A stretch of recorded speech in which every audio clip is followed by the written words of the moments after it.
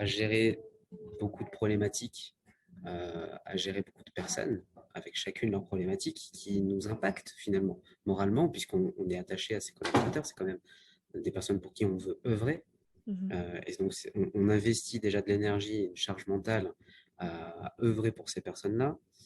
Il faut prendre en compte aussi qu'on est quand même, avant d'être RH, des humains Mhm. et que nous avons nous-mêmes nos propres problématiques. Euh, donc, on met aussi de l'énergie dans nos propres problématiques. Mhm. Et puis, on va mettre de l'énergie sur l'activité quotidienne, comme je disais tout à l'heure, avec l'administratif qui va avec, etc., des deadlines à respecter, des projets qui s'enchaînent et euh, qui n'ont pas forcément de lien les uns avec les autres. Donc, forcément, ça demande de la concentration et donc encore de l'énergie. À force de faire énergie plus énergie plus énergie, il n'en reste plus beaucoup dans les réserves. Mhm. C'est un petit peu comme ça que je vis ma fonction de RH aujourd'hui, en perte de vitesse.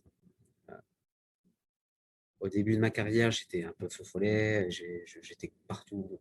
Faire de longues journées, ça ne me dérangeait pas du tout.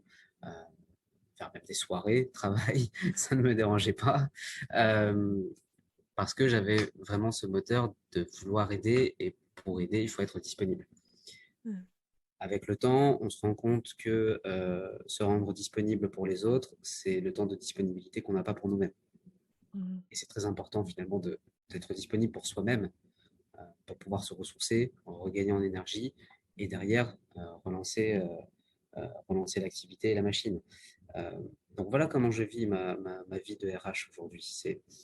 Je n'éprouve plus malheureusement le même plaisir à exercer, à trouver des solutions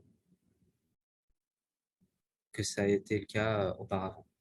Euh, c'est un constat qui est un peu triste, Mhm. comme maintenant que je m'entends le dire, Mhm. mais effectivement, c'est le ressenti global. C'est à force de vouloir en faire, euh, on s'oublie soi-même.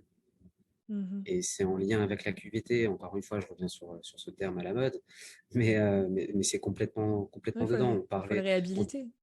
Exactement, exactement. On parle de dispositifs, on parle d'outils, mais c'est aussi du temps, finalement, pour les personnes qu'il faut en tout cas, leur permettre de se libérer du temps.